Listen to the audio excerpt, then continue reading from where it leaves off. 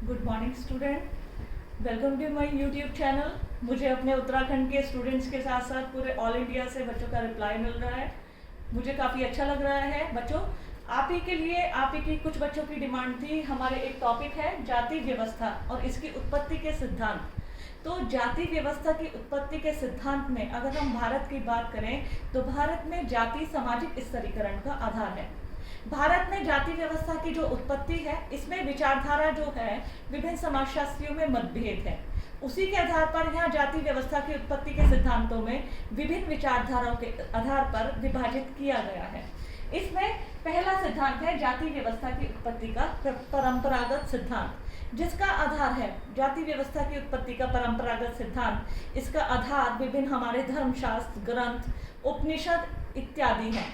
ऐसा माना गया कि जब ब्रह्मा जी ने सृष्टि की रचना की तब उन्होंने अपने मुख से ब्राह्मण, बाजू से क्षत्रिय, जगह से वैश्य और पैरों से शूद्रों की उत्पत्ति मानी। इस प्रकार हमारे समाज में वर्ण व्यवस्था के आधार पर जातियों का आधार माना गया।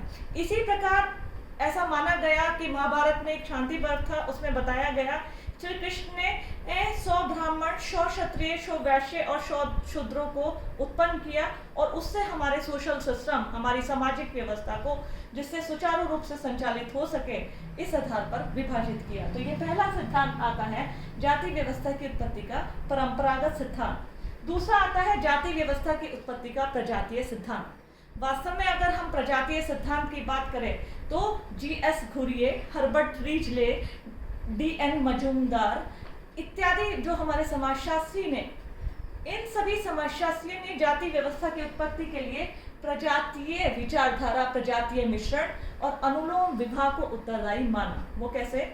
देखिए, इसके पीछे एक छोटी सी स्टोरी मैंने अपनी तरफ से इसको बनाया है स्टोरी बुक में, जिससे स्टूडेंट अच्छे से समझ पाए। भारत में प्राचीन काल में यहाँ की मूल निवासी थे द्रविड़ प्रजाति के लोग। द्रविड़ यहाँ की मूल निवासी माने जाते थे।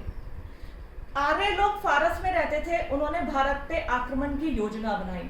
उन्होंने भारत के जो मूल निवासी थे द्रविड़ प्रजातियों पर आक्रमण किया और आक्रमण के बाद उन्होंने यहाँ के मूल निवासियों को, किसको? द्रविड़ों को युद्ध में परास्त कर दिया आर्यों ने। तो जब आर्यों ने भारत में यहाँ के मूल निवासी द्रविड़ों को परास्त किया तो उन्होंने भारत को देखा कि भारत बहुत समृद्ध देश था।